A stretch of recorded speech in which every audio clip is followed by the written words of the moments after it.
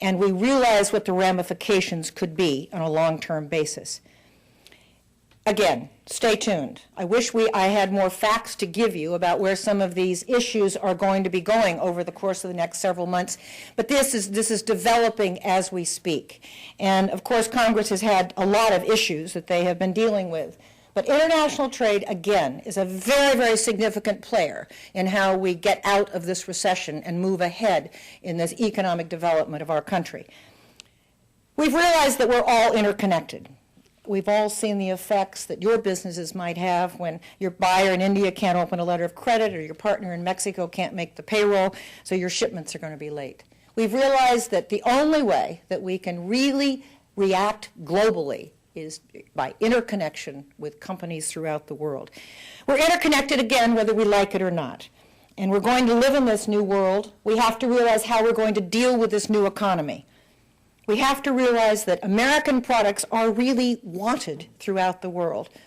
People want American products that make them feel better, or prettier, or safer, or healthier, or in general improve their lifestyles. So there is a huge demand for products that are made in America.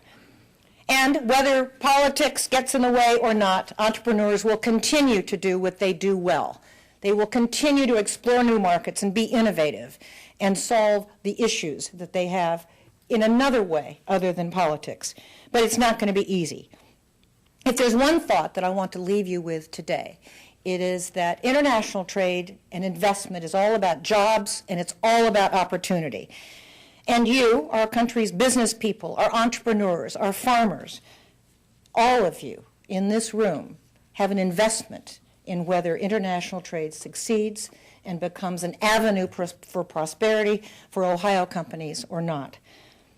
Just remember, half of the world's population has never made a phone call or taken a picture, and that the world is changing. There are more Chinese speaking English as a second language than there are Americans speaking English as a first language. We're going to see the emergence of a second and then a third billion consumers around the world, and it's going to reshuffle the entire competitive environment. It's going to create a whole new list of winners and of losers, new threats, new challenges, new opportunities. All of this is going to happen very, very quickly. I'm bullish about America, and I'm very proud of American business. And I believe strongly that if we work hard to educate the American companies about the opportunities through international trade, we will be able to build on this prosperity. I believe that America's global leadership is essential to a prosperous and a peaceful world. And I believe that Americans do understand that we can compete and we can win on any level playing field anywhere in the world.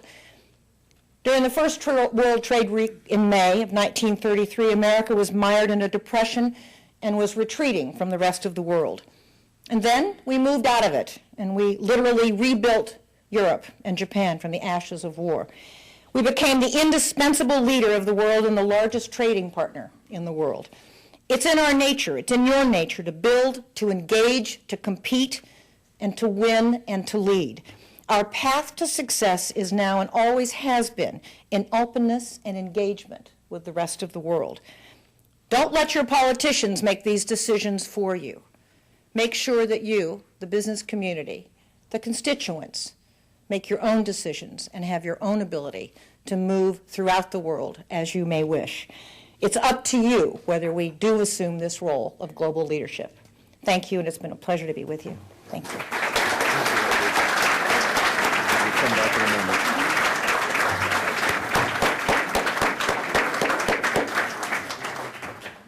Thank you.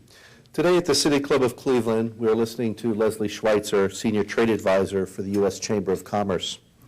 We'll return to Ms. Schweitzer in just a moment for our traditional City Club question and answer period. And we ask you now to formulate questions for our speakers. Remind you that your questions should be hopefully brief and to the point.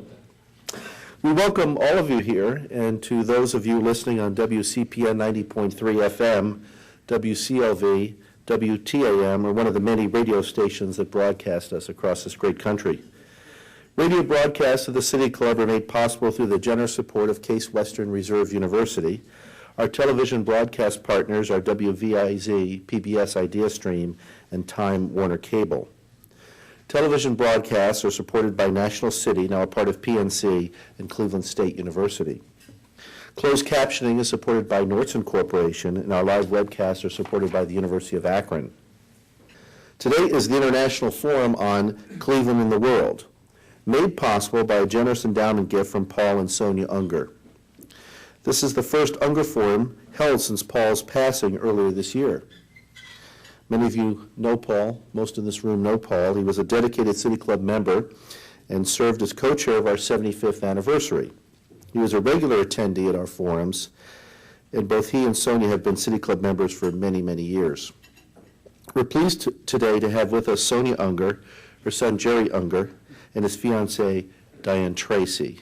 I'd like to ask Paul's family to stand as we recognize them for their support today and for the many contributions the Unger family's made to the City Club.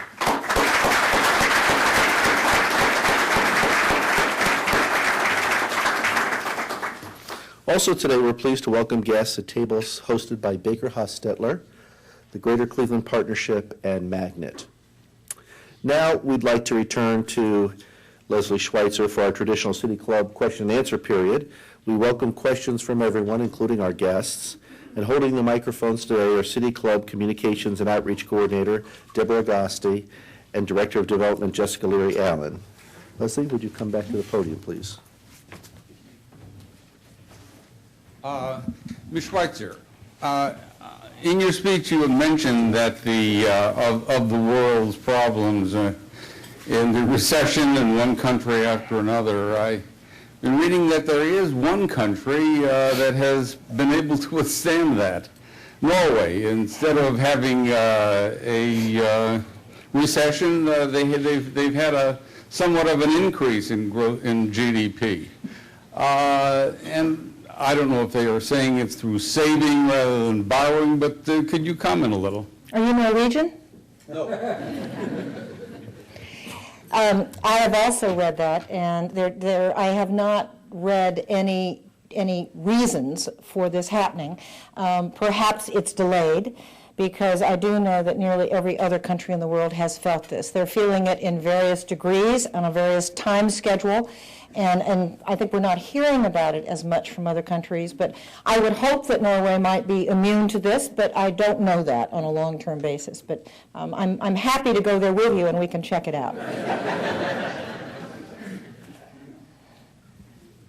Ms. Schweitzer, you mentioned a number of times loss of jobs, and certainly that's a very important factor, as the number of jobs that are people jobless runs close to 8 or 9% in our country.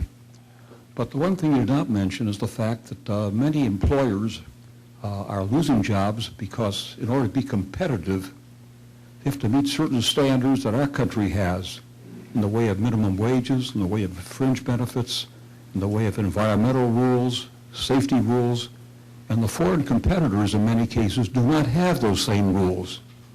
A fair free trade is certainly what you've been espousing today. You didn't talk at all about a fair trade.